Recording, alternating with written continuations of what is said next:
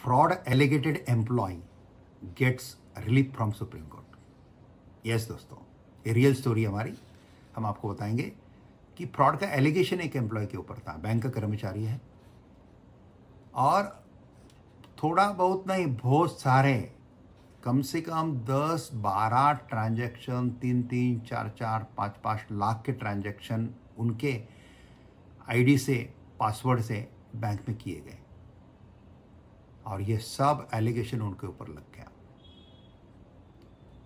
और इसमें procedure loopholes रहा और ये प्रोसीजर लूपहोल्स हमने प्रॉपरली सुप्रीम कोर्ट को बताया और सुप्रीम कोर्ट ने इसमें रिलीफ दे दिया। मेन ये है, अभी ये आदमी ने फ्रॉड किया है नहीं किया है इसके डिप में हम नहीं जाएंगे अभी, क्योंकि हमारा मेन मकसद है कि fraud alleged employ how he gets relief from Supreme Court. Allegation उसके ऊपर फ्रॉड था, उसका बोलना ये था कि सर मैंने कुछ नहीं किया है, मेरा लॉगिन आईडी पासवर्ड मेरे पास, बैंक ने मेरे नाम से लॉगिन आईडी पासवर्ड निकाला ही नहीं था, तो ये लॉगिन आईडी पासवर्ड जो है, ये पासवर्ड किसी दूसरे ने यूज करके किया होगा, मुझे मालूम ही नहीं। लेकिन उसको सस्पेंड किया, सब किया, डिसिप्लिनरी एक्शन हुआ, फिर बाद में डिसिप्लिनरी एक्शन को अगेंस्ट उसको चैलेंज उसने हाई कोर्ट में किया।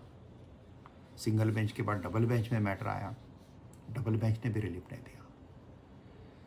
जब एज अ पिटिशनर वो सुप्रीम कोर्ट में हमारे पास आया, हमने देखा मैटर और देखे लूपहोल्स क्या है और वो लूपहोल्स हमने बताया। इसमें मेन लूपहोल्स ये थे कि जिसके ऊपर फ्रॉड के एलिगेशन थे, उन्होंने बैंक को, जब डिसिप्लिन एक्शन शुरू हुआ तब बैंक को एक लेटर दिया कि मुझे ये डॉक्यूमेंट, 25 डॉक्यूमेंट की लिस्ट उसने दी, एक एनेक्चर में हमने जोड़ी थी पहले, 25 डॉक्यूमेंट की लिस्ट दी, भाई ये डॉक्यूमेंट मुझे चाहिए। जो 15-16 फ्रॉड ट्रांजैक्शन है उसके भी रिसीट, ये वो जो भी उसके वाउचर्स है वो भी चाहिए। लेकिन बैंक ने कुछ भी नहीं दिया, खाली 2 डॉक्यूमेंट खाली बैंक ने प्रोवाइड किए और जितने 15-16 जो एलिगेशन के ट्रांजैक्शन के थे उसका कुछ भी उसको प्रोवाइड नहीं किया। तो ये जो हियरिंग है, ये हियरिंग फेयर हियरिंग नहीं हुआ। When there is no fair hearing, so that hearing should be quashed, क्योंकि हियरिंग बराबर का हुआ ही नहीं। सामने वाले को आप पूरे डॉक्यूमेंट उसके दो, उसको उसके सामने फिर उसका जवाब लो, फिर उसकी हियरिंग करो, फिर डिसीजन लो। This is the procedure of any government, non government, semi government organisation. आप डायरेक्ट किसी को कभी डायरेक्ट आरोप करके निकाल नहीं सकते। आरोप सिद्ध करने के लिए आप कोशिश करो, सामने वाले को भी निर्दोष सिद्ध करने के लिए मौका दो। अगर वो निर्दोष है तो निर्दोष सिद्ध हो जाएगा। और मैंने एडमिशन हियरिंग में, सुप्रीम कोर्ट में सबसे इंपॉर्टेंट रहता है हमारा एडमिशन हियरिंग। एडमिशन हियरिंग में एडमिट अगर मैटर हो जाता है ना, तो फिर आगे अपने फेवर में आने के चांसेस काफ़ी बढ़ जाते हैं। एडमिशन हियरिंग में इधर उधर की बातें नहीं करना, फैक्ट तो डिस्कस ही नहीं करना। यहाँ पर मेरे कोर्सेज है उसके ऊपर, लॉयर लोगों को चाहिए तो लॉयर लोग वो कोर्सेज एक्सेस कर सकते हैं। मेरा ऐप है जयप्रकाश सोमानी नाम से, वो कोर्सेज मिलेंगे या डिस्क्रिप्शन में उसका लिंक, मेरे पीए का नंबर मिलेगा, मैं पीए को कांटेक्ट कर लीजिए तो आपको कोर्सेज का पूरा लिंक आ जाएगा। तो आर्गूमेंट स्किल हाई कोर्ट में, सुप्रीम कोर्ट में अलग लगता है, यहाँ पे फैक्ट डिस्कस नहीं होता है। मैंने खाली एडमिशन हियरिंग में इतना ही बताया था कि लॉर्डशिप, बेंच के नाम बताता हूँ मैं आपको, इसमें जो बेंच थे,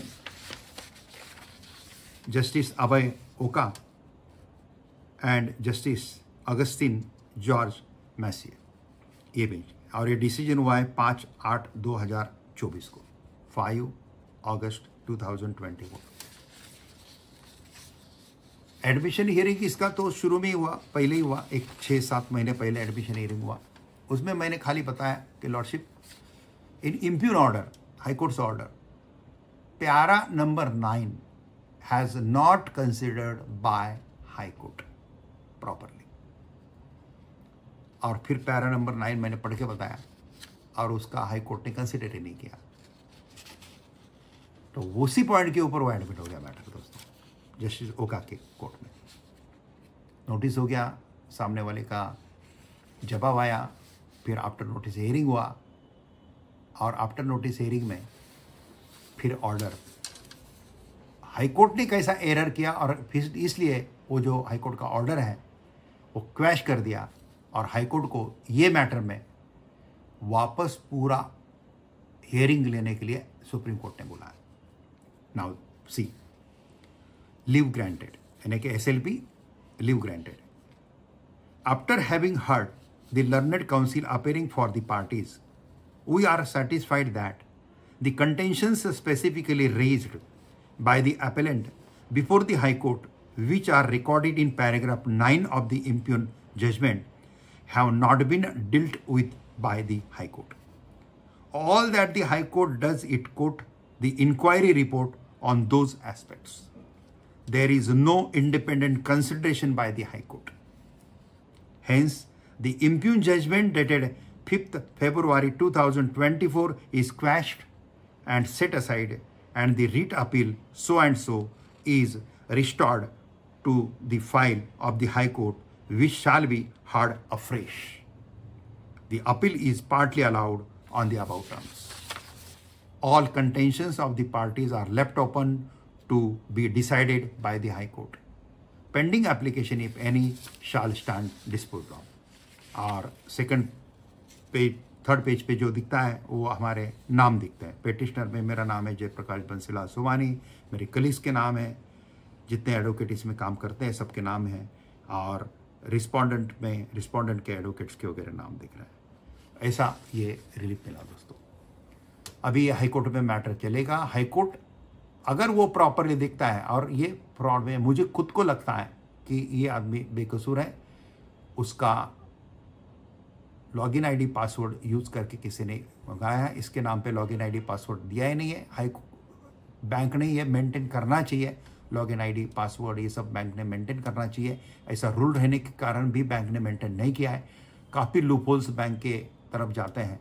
अगर ये हाईकोर्ट इसके ठीक से देखती है तो उसका पूरा जो फ्रॉड का एलिगेशन का जो डिसिप्लिन प्रोसीडिंग है वो प्रोसीडिंग कंप्लीट क्वैश हो जाएगा, और ये आदमी को परमानेंटली रिलीफ मिल जाए। देखते अभी हाईकोर्ट क्या करता है, लेकिन सुप्रीम कोर्ट ने बहुत अच्छा रिलीफ दे दिया, और एक दो पॉइंट के ऊपर भी कैसे केस एडमिट होता है और कैसे रिलीफ मिलता है, ये देखने जैसी चीज़ है दोस्तों।